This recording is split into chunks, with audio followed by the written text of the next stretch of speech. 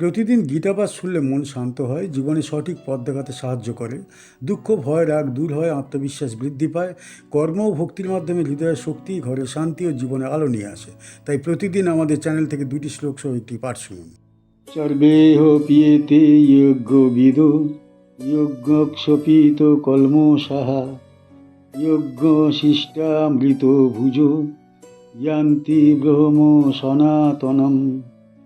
এই সকলেই যজ্ঞতত্ত্ব অবগত ব্যক্তি, যজ্ঞের দ্বারা যাদের পাপ বিনষ্ট হয়েছে, যারা যজ্ঞ শেষে অবশিষ্ট অমৃত রূপ প্রসাদ গ্রহণ করেন, তারাই সনাতন ব্রহ্মকে প্রাপ্ত হন। সর্বে মানে সকলেই, হি মানে অবশ্যই, এতে মানে এই সকল, যজ্ঞবিদ মানে যজ্ঞতত্ত্ব জ্ঞাত ব্যক্তি, যজ্ঞ মানে যজ্ঞের দ্বারা, ক্ষপিত মানে বিনষ্ট, কলমশা মানে পাপ সমূহ, যজ্ঞশিষ্ট মানে যজ্ঞ শেষে অবশিষ্ট, অমৃত মানে অমৃত স্বরূপ, ভুজ মানে ভক্ষণকারী, জান্তি মানে গমন করেন, ব্রহ্ম মানে পরম ব্রহ্ম, সনাতনম মানে চিরন্তন। এই শব্দার্থগুলি শ্লোকের সাধনা তত্ত্ব ও মুক্তি তত্ত্বকে স্পষ্টভাবে প্রকাশ করে। এই শ্লোকে শ্রীকৃষ্ণ যজ্ঞ সাধনার চূড়ান্ত ফলাফল স্পষ্টভাবে ঘোষণা করছেন। পূর্ববর্তী শ্লোকগুলিতে যজ্ঞের বিভিন্ন রূপ ব্যাখ্যা করার পর এখানে তিনি বলেন, এই সকল যজ্ঞপথে চলা সাধকেরাই প্রকৃত যজ্ঞবিদ। যজ্ঞবিদ মানে কেবল আচার জানা ব্যক্তি নয়, বরং যিনি যজ্ঞের অন্তর্নিহিত তত্ত্ব উপলব্ধি করেছেন। যজ্ঞের প্রকৃত উদ্দেশ্য চিত্তশুদ্ধি, তাই বলা হয়েছে যজ্ঞ ক্ষপিত কলমশা। যজ্ঞ ভাব নিয়ে কর্ম করলে পাপ বিনষ্ট হয়। এখানে পাপ বলতে কেবল বাহ্যিক দোষ নয়, অন্তরের অজ্ঞান, অহংকার ও আসক্তিকেও বোঝানো হয়েছে। এরপর বলা হয়েছে যজ্ঞাশিষ্টামৃত ভুজ। যজ্ঞ শেষে যে প্রসাদ অবশিষ্ট থাকে তা অমৃত স্বরূপ। এই অমৃত ভোগ করা মানে ঈশ্বর প্রসাদ গ্রহণ করা। যে ব্যক্তি নিজের স্বার্থ ত্যাগ করে যোগ্য ভাব নিয়ে কর্ম করে, সে কর্মফলের দাস হয় না, বরং প্রসাদরূপ ফল গ্রহণ করে। সব শেষে বলা হয়েছে জান্তি ব্রহ্ম সনাতনম, অর্থাৎ এই সকল সাধক চিরন্তন ব্রহ্মকে প্রাপ্ত হন। এখানে স্পষ্ট করা হয়েছে যে যজ্ঞ কেবল পার্থিব কল্যাণের জন্য নয়, চরম মুক্তির পথ।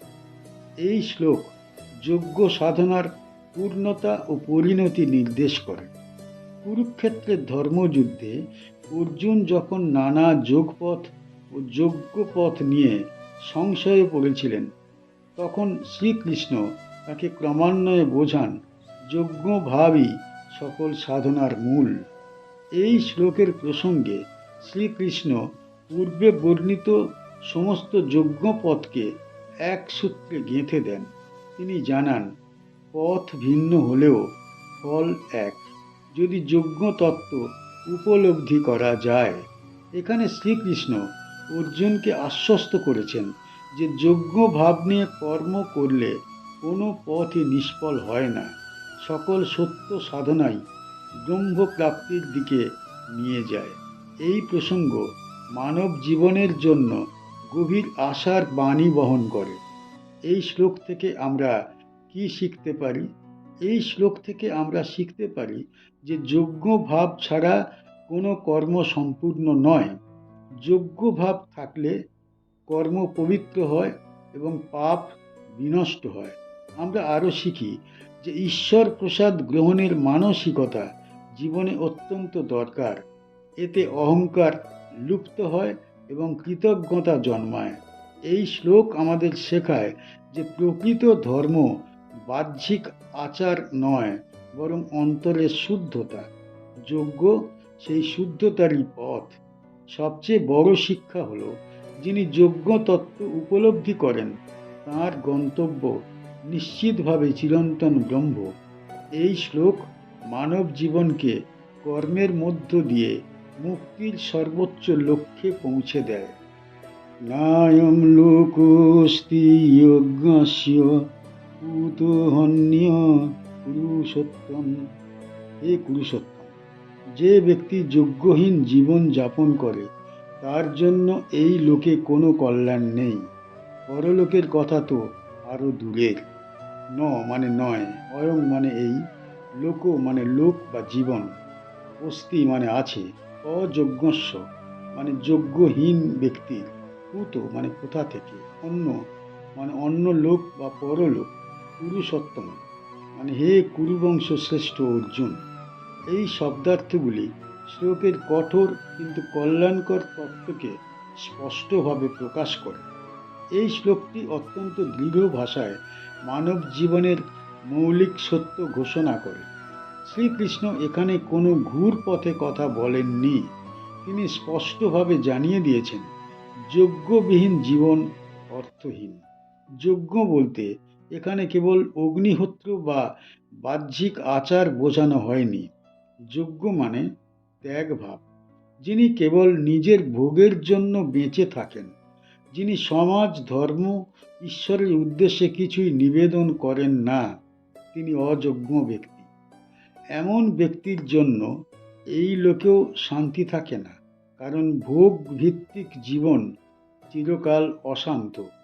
লোভ বাড়ে, তৃষ্ণা বাড়ে, কিন্তু তৃপ্তি আসে না। তাই ভগবান বলেছেন, নায়ম লোক অস্তি অযজ্ঞস্য। এরপর তিনি আরও কঠোর সিদ্ধান্ত নেন, কুতঃ অন্য, অর্থাৎ এই জীবনে যদি কল্যাণ না হয় তবে পরলোকে কল্যাণ কিভাবে হবে? যোগ্য ভাবহীন জীবন আত্মিক উন্নতির কোনো পথ খুলে দেয় না। এই শ্লোক মানব জীবনের দায়িত্ববোধ জাগ্রত করে এবং আত্মকেন্দ্রিকতা ভেঙে দেয়। কুরুক্ষেত্রের যুদ্ধে অর্জুন যখন কর্ম, যজ্ঞ ও মুক্তি নিয়ে নানা প্রশ্নে বিভ্রান্ত ছিলেন, তখন শ্রীকৃষ্ণ ধারাবাহিকভাবে যজ্ঞতত্ত্ব ব্যাখ্যা করছিলেন। পূর্ববর্তী শ্লোকগুলিতে তিনি বলেছেন, যজ্ঞ ভাবযুক্ত কর্ম মানুষকে ব্রহ্মপ্রাপ্তির দিকে নিয়ে যায়। এই শ্লোকে এসে তিনি বিপরীত দিকটি স্পষ্ট করেন। যদি যজ্ঞ না থাকে, যদি ত্যাগ না থাকে, তবে মানব জীবনের কোনো স্তরেই সার্থকতা নেই। এই প্রসঙ্গে শ্রীকৃষ্ণ অর্জুনকে সতর্ক করছেন, কেবল যুদ্ধ এড়িয়ে গেলেই মুক্তি আসে না। যজ্ঞ ভাব ছাড়া কর্মত্যাগও নিষ্ফল। এই উপদেশ কেবল অর্জুনের জন্য নয়, সংসার জীবনে নিয়োজিত প্রতিটি মানুষের জন্য প্রযোজ্য। এই শ্লোক থেকে আমরা কি শিখতে পারি? এই শ্লোক থেকে আমরা শিখতে পারি যে যজ্ঞ ভাব মানুষের অপরিহার্য ধর্ম। ত্যাগ ছাড়া জীবন কেবল ভোগে সীমাবদ্ধ হয়ে পড়ে। আমরা আরও শিখি যে সমাজ ও সংসারে থেকেও যজ্ঞ করা যায়।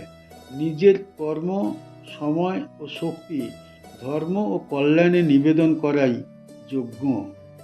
এই শ্লোক আমাদের শেখায়, আত্মকেন্দ্রিক জীবন শেষ পর্যন্ত দুঃখই দেয়। ত্যাগময় জীবনই শান্তির পথ। সবচেয়ে বড় শিক্ষা হলো, যজ্ঞবিহীন জীবনে না ইহলোকে শান্তি, না পরলোকে মুক্তি। এই শ্লোক আমাদের জীবনকে দায়িত্ব, ধর্ম ও ঈশ্বরমুখী করার দৃঢ় আহ্বান জানায়। আমাদের চ্যানেলের গীতা পাঠ কেমন হয়েছে, ব্যাখ্যা কেমন হয়েছে, আপনার কেমন লেগেছে কমেন্ট বক্সে অবশ্যই জানাবেন, এবং প্রতিনিয়ত গীতা পাঠ শোনার জন্য চ্যানেলটা অবশ্যই সাবস্ক্রাইব করে রাখুন। দেখা হচ্ছে পরের ভিডিওতে।